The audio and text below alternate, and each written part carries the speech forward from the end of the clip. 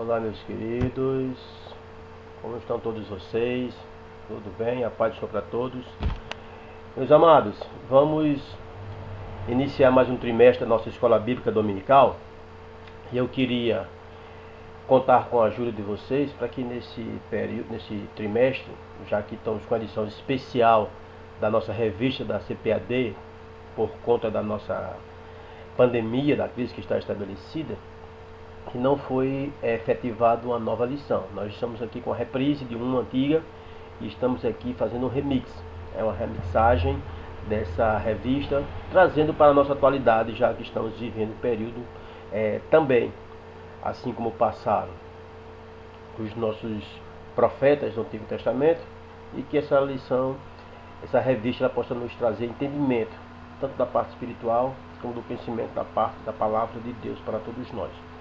Hoje nossa lição, de número 1, de 5 de julho de 2020, Daniel ora por um despertamento. Texto áureo, Tiago 5,16 diz: confessai as vossas culpas uns aos outros e orai uns pelos outros, para que sareis. A oração feita por um justo pode muito em seus efeitos. Amém?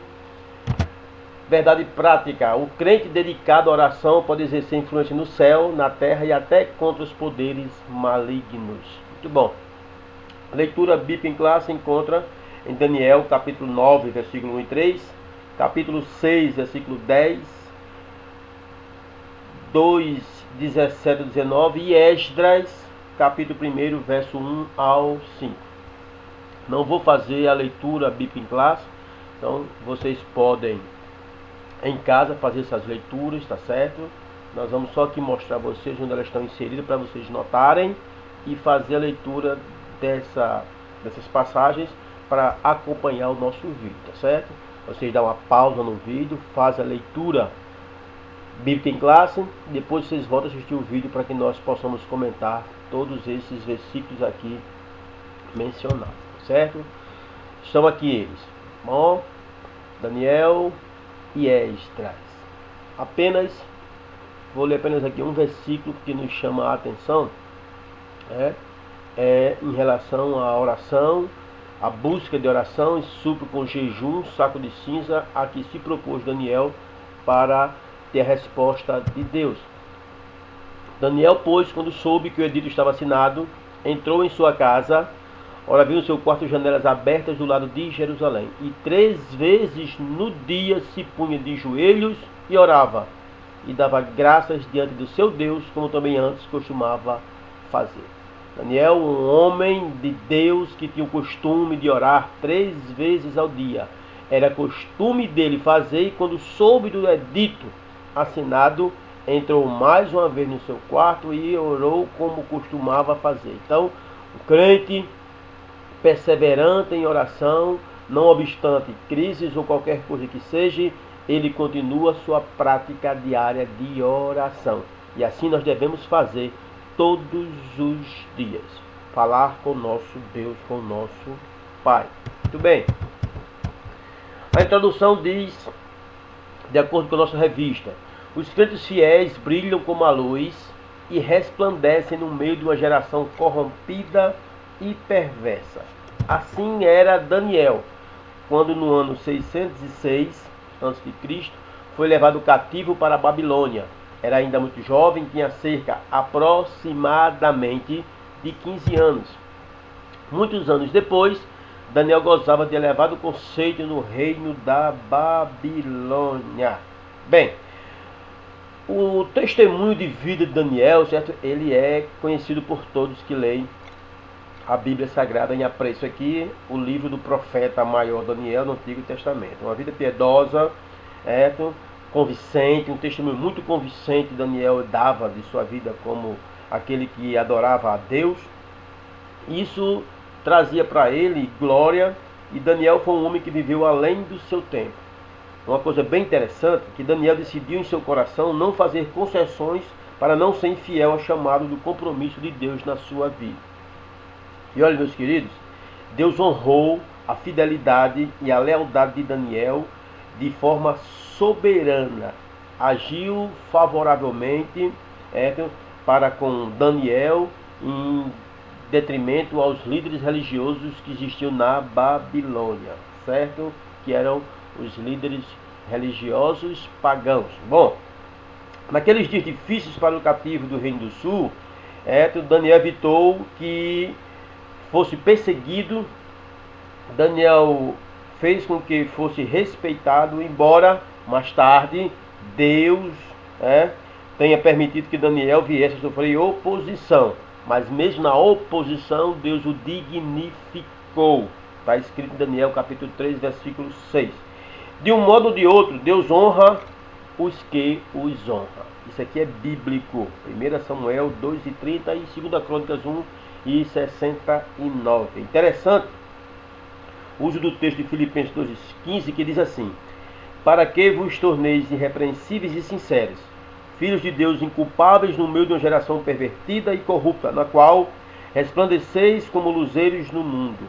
Ou seja, esmiuçando aqui esse versículo que eu acabei de ler. Para que vos torneis. Paulo, escrevendo aos Filipenses, apresenta as razões pelas quais os crentes devem ter a atitude correta de buscar uma vida de santidade. Para que vos torneis. Torneis, diz o apóstolo Paulo. Isso aqui indica um processo. Eles devem estar crescendo na direção de algo que, como filhos de Deus, ainda não possuem por completo. Irrepreensíveis. Descreve uma vida que não pode ser criticada por causa do pecado ou do mal. Crente irrepreensível. Paulo pede para que nós venhamos a nos tornar irrepreensíveis. Ou seja, que ninguém nos critique por conta do pecado ou do mal que nós cometemos. Sinceros, que pode também ser traduzido aqui por inocentes. Paulo diz, descreve uma vida que é pura, sem mistura, limpa do pecado, semelhante a um metal de alta qualidade, sem qualquer tipo de liga. Paulo vai mais adiante, diz assim, inculpáveis. Ei, meus queridos, aqui, essa palavra inculpáveis também pode ser traduzida por acima de reprovação. Quer dizer que no Antigo Testamento, o grego é usado diversas vezes para se referir ao tipo de sacrifício a ser levado a Deus, ou seja, sem mancha e sem defeito, sem nenhum tipo de reprovação. E Paulo, ele adiante diz de uma geração pervertida e corrupta. Essa palavra corrupta nunca na história da humanidade, e em especial no nosso Brasil, esteve tão em evidência, certo? É a palavra da qual provém a palavra escoliose, para quem não sabe, encurvamento da coluna vertebral. Isso é a literalidade do significado da palavra corrupta. Descreve algo que é desviado do padrão, o que é verdadeiro de todos os que se desviaram do caminho de Deus. Bom, vamos lá. Paulo termina dizendo, para que resplandeceis como luzeiros. Meus queridos, uma referência aqui é metafórica ao caráter espiritual. Resplandeceis pode ser traduzido de forma mais precisa aqui, por vocês têm de brilhar. Que significa que os cristãos devem mostrar o seu caráter no meio da cultura das trevas, assim como o sol, a lua e as estrelas resplandecem no céu, de outro modo estariam em trevas. Daniel gozava de elevado conceito do reino da Babilônia, porque soube aplicar o princípio aqui, elencado por Paulo em Filipenses 2:15, em sua vida. Certo? Bom, vamos adiante. Primeiro tópico, Daniel foi despertado para orar. Diz assim o nosso comentarista da revista. Ao ler o profeta Jeremias 29:10, ele observou que os 70 anos de cativeiro na Babilônia estavam para findar.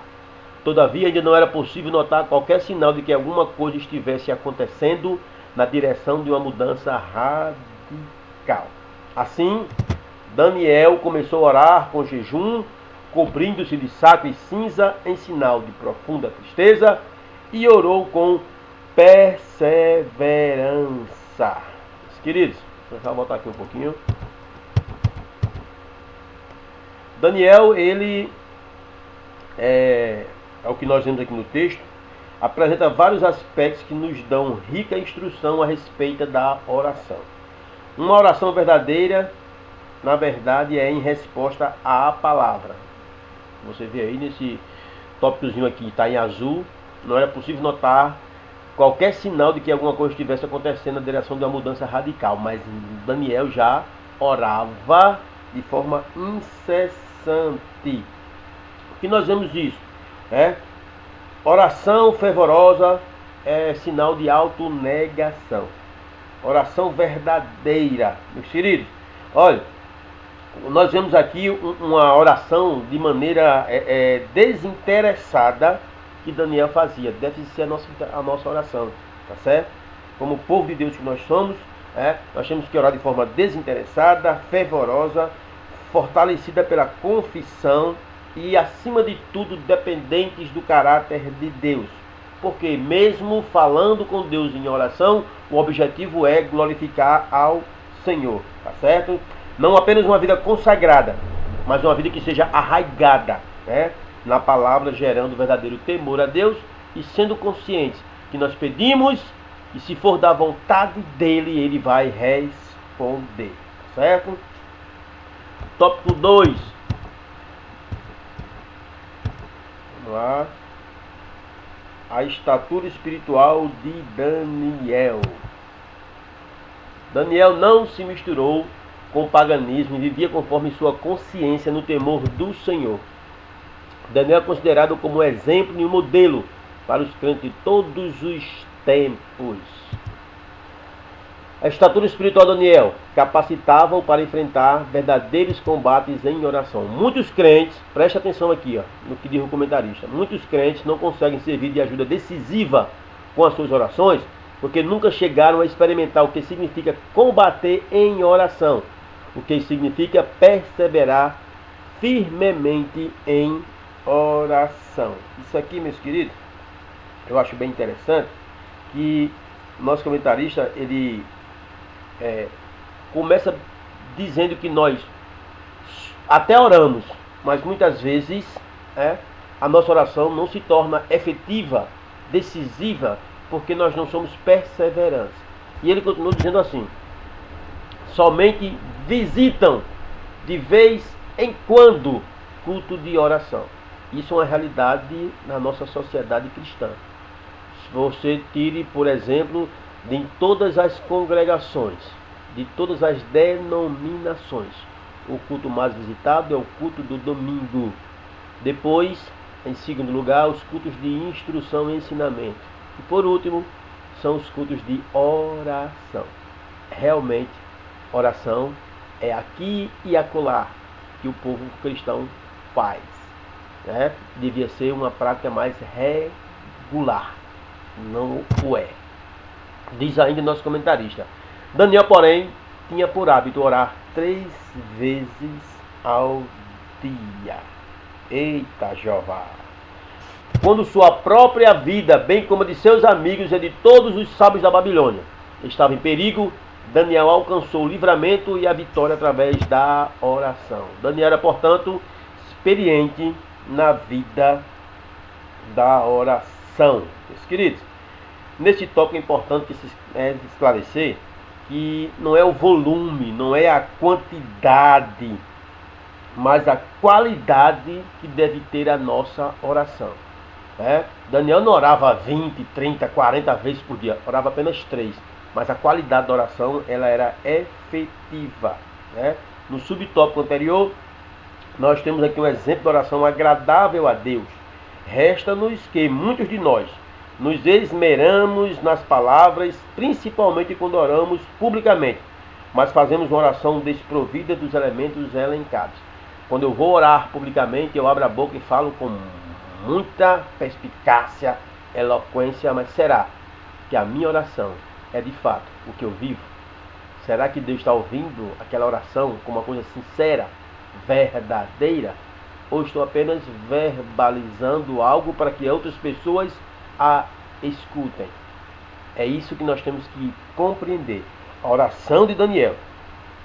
Nós temos que é preciso lembrar isso aqui, esse texto. É preciso lembrar isso. Que quando nós oramos, atestamos nossa impotência e dependência a Deus. Reconhecemos que precisamos dele. Ele nos escuta e, de acordo com sua vontade, nos atende. Então, A oração não pode ser o nosso último recurso quando não nos resta mais opção ou saída. Não use mais a oração como último recurso para a solução dos seus problemas. Coloque desde o início suas necessidades diante de Deus. Então, logo surgiu qualquer coisa, amanheceu o dia, se coloca à disposição de Deus. Vai acontecendo as bonanças, você vai glorificando e agradecendo. Vai acontecendo as dificuldades, você vai orando, pedindo a Deus que interceda por você. E no final, você vai só agradecer pelo que Deus fez ou que Ele não quis fazer na sua vida. O dia é uma boa oportunidade de nós começarmos orando e no final agradecendo ao Senhor. Se você puder, como Daniel, 3 vezes ao dia, show! Se não puder, como Daniel, apenas faz uma oração por dia, amém! O que não pode é deixar de orar com qualidade, com veracidade. As suas palavras têm que ser verdadeiras perante o Senhor. Tenhamos o exemplo de Daniel. Manteve um padrão intransigente de orar e fazia isso de acordo com a oração de Salomão. Para quem já leu a história de Salomão, sabe de que o povo de Deus deveria orar voltado para o templo de Deus. E assim fazia Daniel 3 vezes ao dia, conforme estabeleceu Davi. Está lá no Salmo 55, versículos 16, versículos 17. Adiante. Coincidindo com o período de oração de Daniel, profundas mudanças estavam para acontecer em Babilônia, ou na Babilônia. Vamos lá. O rei da Babilônia estava em guerra com medos e persas. O rei da Babilônia era na época Nabonido. Seu filho Belsazar estava na capital, a cidade da Babilônia, cuidando dos assuntos administrativos do governo. Belsazar então organizou uma festa para seus grandes. Estando já embriagado, mandou trazer os vasos sagrados que Nabucodonosor havia trazido do templo de Deus em Jerusalém, tinha sido colocado no templo pagão da Babilônia, e ele e todos os seus convidados beberam vinho nesses vasos que tinham sido consagrados a Deus. Houve então uma intervenção divina. O rei viu que dedos de mão de homem escreviam na parede defronte do castiçal. Acabou-se a alegria da festa, os joelhos do rei tremiam. Adiante. Sábios e astrólogos não puderam interpretar a mensagem escrita na parede. Finalmente, Daniel foi introduzido na festa e interpretou o texto escrito na parede. Entre outras coisas, estava escrito: dividido foi o teu reino, e deu-se aos medos e aos persas. Naquela mesma noite foi morto Belsazar, rei dos caldeus. Meus queridos, bem rapidinho aqui, esses acontecimentos se deram no ano 539 a.C., cerca de 20 anos depois da morte de Nabucodonosor. Belsazar, cujo nome semelhante ao de Daniel significa Bel protege o rei, estava para ser conquistado pelo exército medo-persa.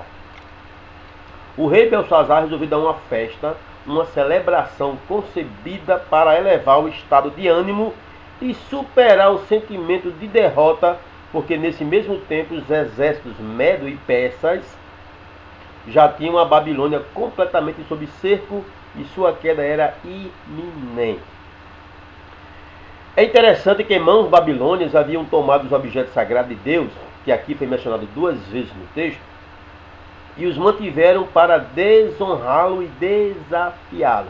Desonrar ao Deus de Israel e desafiar o Deus de Israel. Neste momento, no entanto, a mão que controla todos os homens e a qual ninguém pode impedir, agora desafiava os babilônios. A resposta de Deus aos desafios que fizeram foi clara, como nós vemos nos versículos 23 e 28. No império, embora imenso, não havia quem pudesse decifrar a escrita. Todos os magos, todos os sábios foram solicitados, ninguém conseguiu decifrar o que estava escrito na parede. Somente o homem de Deus, Daniel, e não por ele mesmo, mas com a ajuda do Senhor, poderia fazer o que nenhum outro homem, por mais sábio que fosse, não poderia fazer. Interessante notar, meus queridos, que a rainha mãe deu testemunho da vida santa e exemplar de Daniel e disse ao rei que se turbasse. O que Daniel disse ao rei realizou-se. Este é o teste do verdadeiro profeta de Deus. Fala em nome de Deus e se cumpre. Aleluia! Louvado seja Deus. Agora, depois de Daniel decifrar, interpretar o que estava escrito, agora veio a resposta às orações de Daniel. Diz assim nosso comentarista: Daniel havia orado, lembrando-se da promessa de Deus registrada pelo profeta Jeremias, que dizia assim: vos visitarei e cumprirei sobre vós a minha boa palavra, tornando-vos a trazer a este lugar. Com a queda do reino babilônico, com o início do governo do rei Ciro, as coisas evoluíram com muita rapidez, deixando todos surpreendidos e admirados. Meus queridos, Jeremias havia profetizado e aconselhou os israelitas que estavam na Babilônia para que tomassem as providências necessárias para viverem como colonos naquela terra, tendo em mente que ficariam ali por um longo tempo, 70 anos. Além disso, eles deveriam procurar a paz da Babilônia e orar por ela, visto que a prosperidade deles estava ligada a isso. Então eles oravam para que prosperidade e paz houvesse em Babilônia, para que eles também houvesse prosperidade e paz.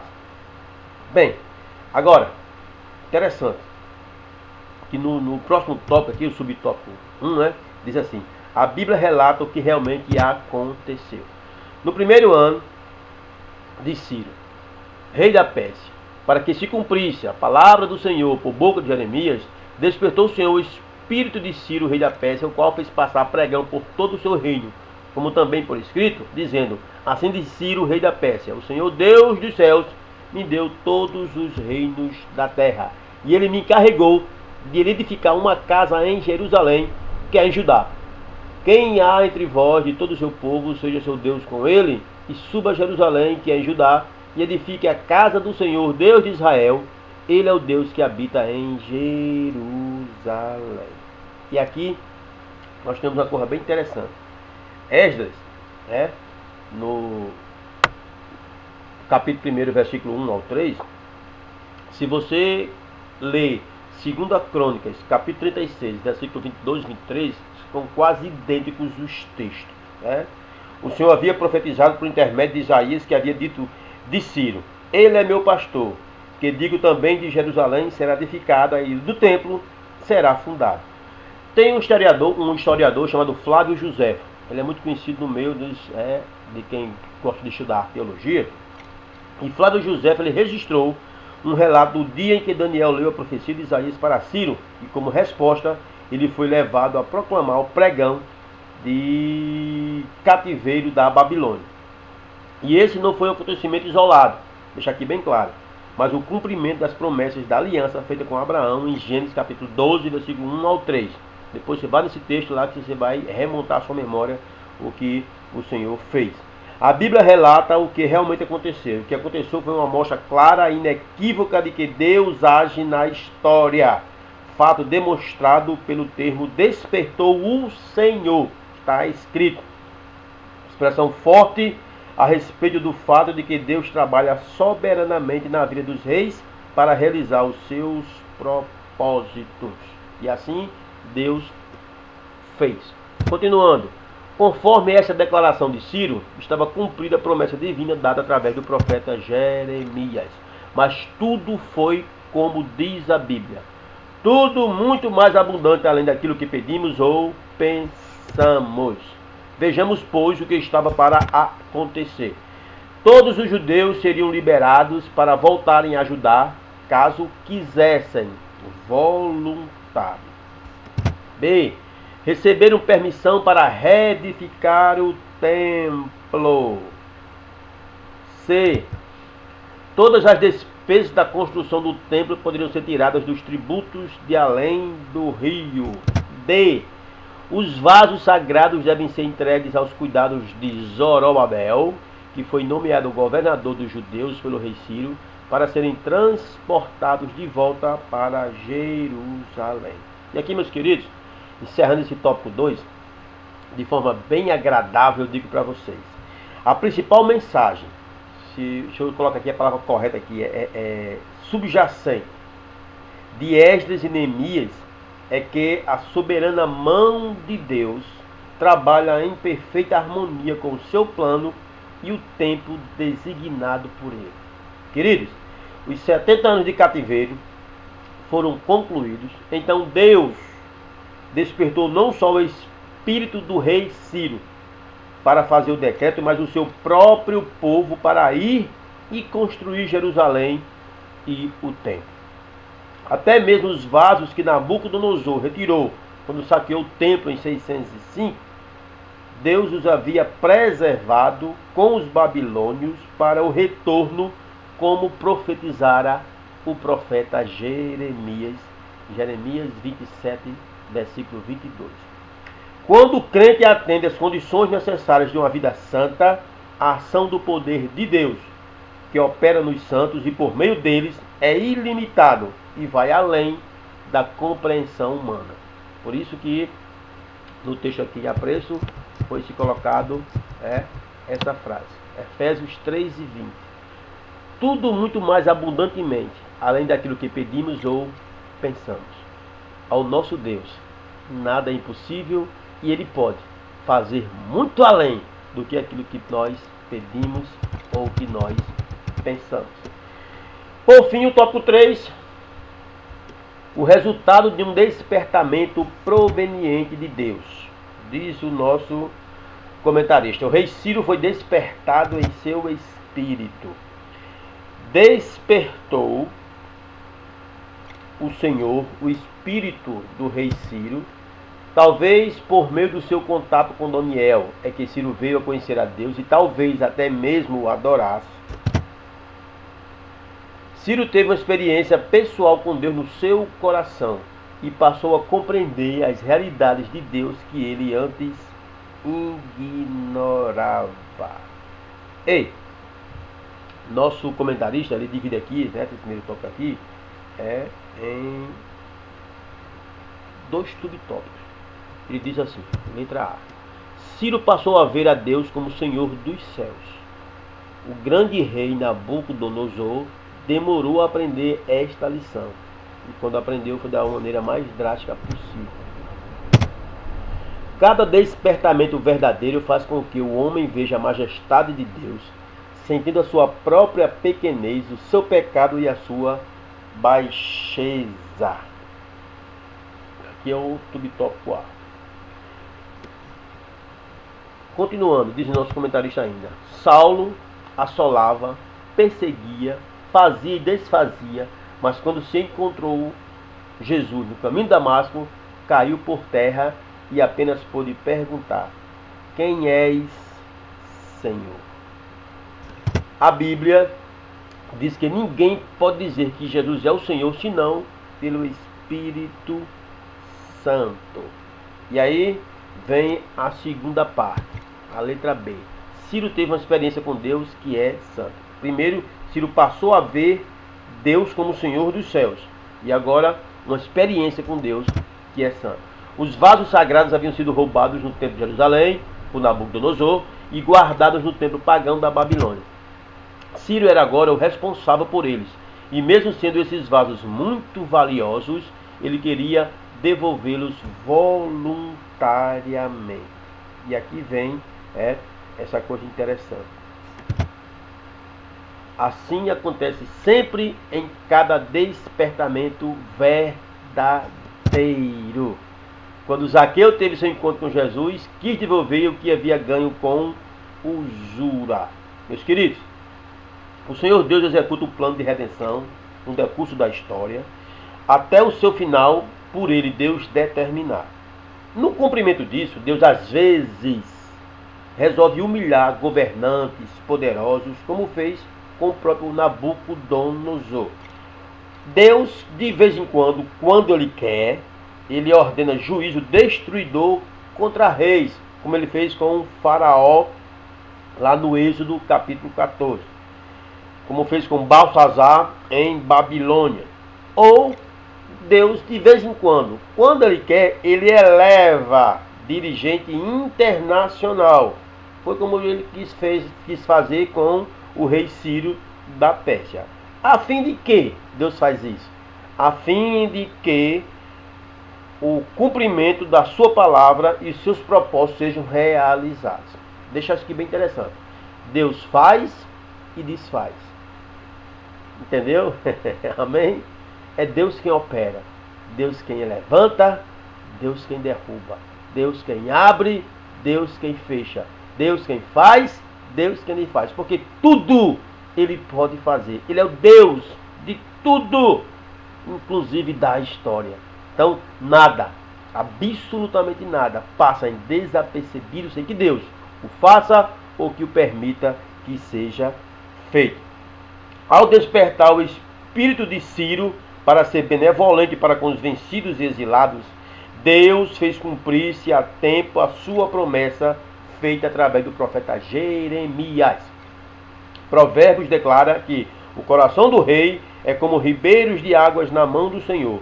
A tudo quanto quer o inclina, a fim de garantir a marcha contínua da redenção e desfecho da história. Provérbios 21, versículo 1. Segundo subtópico, do tópico 3. O rei Ciro recebeu bênçãos espirituais. O profeta Isaías, 200 anos antes, profetizou acerca de Ciro, chamando de ungido do Senhor. Isso nos permite entender que o Espírito Santo deve ter lhe proporcionado alguma bênção espiritual. Cada despertamento traz bênçãos para o coração do crente, diz o nosso comentarista. Olha, nesse caso específico, voltando aqui esses slides aqui. Nesse caso específico, Isaías 45:1, ele foi escrito cerca de 160 anos antes do aparecimento de Ciro. Muito tempo, né? Isaías, ele predisse a respeito de um governante chamado Ciro, que permitiria a volta dos judeus à sua pátria para reedificarem Jerusalém e o templo. E é interessante, meus queridos, que essa palavra aqui, Isaías 45:1, ungido do Senhor, ungido, é a tradução da palavra hebraica por transliteração de Messias. Por transliteração, não é que Ciro fosse o Messias, certo? É o mesmo termo usado para o rei e redentor messiânico no Salmo capítulo 2, versículo 2. Aí aqui já vem a parte de escrita original do hebraico.